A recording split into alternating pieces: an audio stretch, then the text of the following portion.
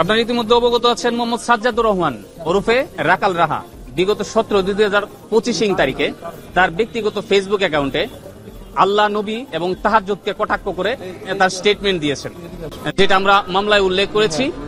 যার কারণে আমরা ধর্মপ্রাণ মুসলিম যে সংখ্যাগরিষ্ঠের বাংলাদেশ, যেখানে মানুষজনের মনে ক্ষোভের সৃষ্টি হয়েছে, বৈষম্য বিরোধী ছাত্র আন্দোলন, জামাত ইসলামী বাংলাদেশ এবং প্রায় 150 জন ইমামের স্টেটমেন্ট বিভিন্ন পত্রপত্রিকা এবং নিউজ পেপারে, ইলেকট্রনিক মিডিয়ার মাধ্যমে প্রকাশিত হয়েছে।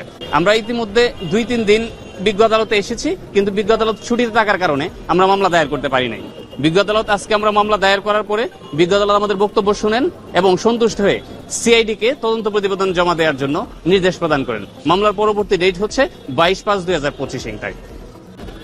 পরবর্তী সময়ে বাদী হয়ে সাজ্জাদুর রহমান মতিঝিল থানায় মামলা করতে গেলে, সাজ্জাদ হোসেন মতিঝিল থানায় মামলা করতে গেলে থানা কর্তৃপক্ষ মামলা না নিয়ে বিজ্ঞ আদালতে মামলা দায়ের করার জন্য পরামর্শ প্রদান করেন।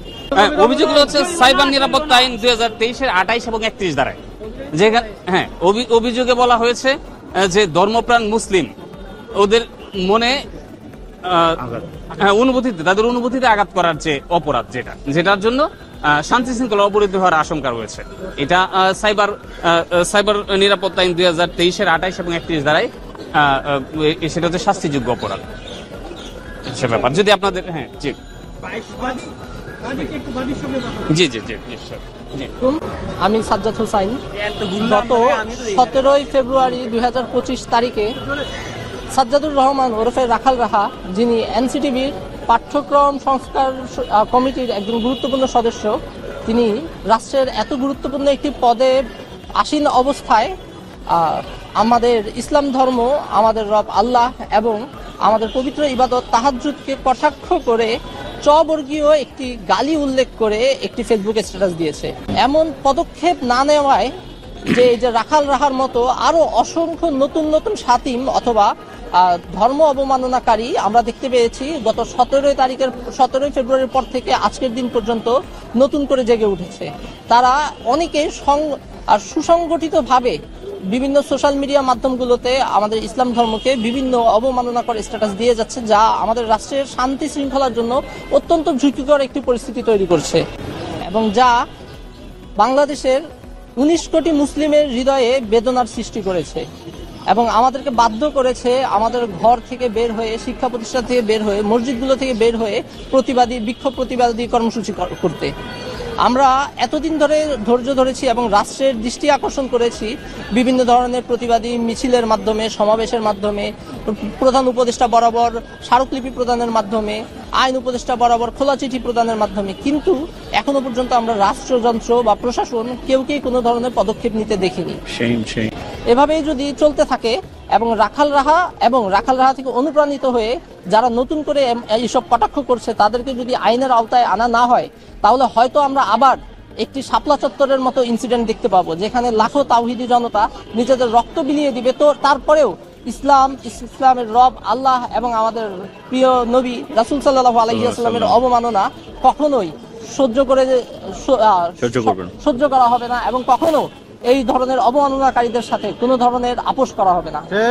এই শান্তি শৃঙ্খলা বজায় রাখার জন্য এবং এমন অবমাননাকারীদেরকে একটি ফুল স্টপ বসানোর জন্যই আমি নিজে বাদী হয়ে এই আমাদের বিজ্ঞ সাইবার ট্রাইব্যুনাল আদালতে এই মামলাটি দায়ের করেছি এবং আমাদের আদালত থেকেও আমাদেরকে মোটামুটি আশ্বস্ত করেছে যে এটি তারা খুব সিরিয়াসলি দেখবে। যদিও এতদিন পর্যন্ত আদালত বা কেউই এই বিষয়টি তেমন এটি নজরে আনেনি। বিশেষ করে আমরা বর্তমান যে নতুন রাজনৈতিক বন্দোবস্ত দিচ্ছে, এখানে আমরা দেখছি সবাই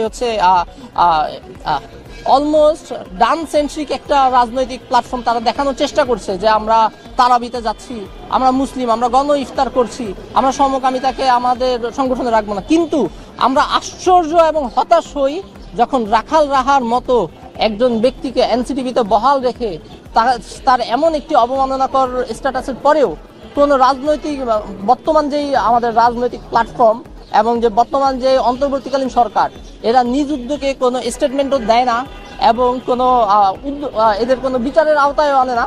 বরং কিছু কিছু প্ল্যাটফর্ম, নাম বলবো না, তারা যখন এর তীব্র নিন্দা এবং বিচারের দাবি জানিয়ে এইসব প্ল্যাটফর্ম থেকে বিভিন্ন প্রেস বিজ্ঞপ্তি দেয়, দেখেছি একদিনের ভিতরে এই পেজ বিজ্ঞপ্তি হচ্ছে ডিলিট করে দেওয়া হয় এবং পরবর্তীতে আবার সংস্কার করে আরেকটু সফট একটা পেজ বিজ্ঞপ্তি দেয়, যা আমাদেরকে অত্যন্ত হতাশ করে।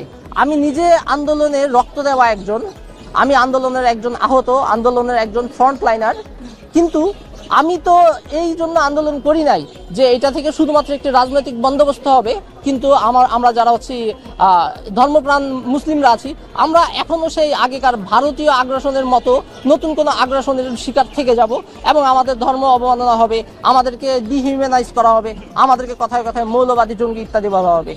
এই জন্য আমি এবং আমার মতো আরো অসংখ্য মাদ্রাসার ছাত্র, স্কুল ছাত্র অনেকেই রক্ত দিয়েছে, চোখ দিয়েছে, হাত দিয়েছে, পা দিয়েছে, অনেকে জীবন দিয়েছে। আমি বিশ্বাস করি আবু সাইদ, মুগ্ধ বা ওয়াসিম আকরাম এরা কেউ এমন কোন একটি রাষ্ট্র গঠনের জন্য নিজের প্রাণ দেয়নি। এই কথা বলে আমি আমার বক্তব্য স্পষ্ট করছি।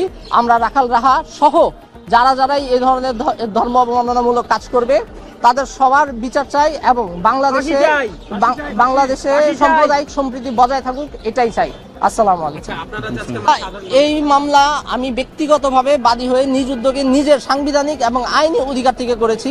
কোনো ধরনের বৈষম্য বিরোধী বা হেফাজত বা অন্য কোনো প্ল্যাটফর্মের আন্ডারে এটা করা হয়নি।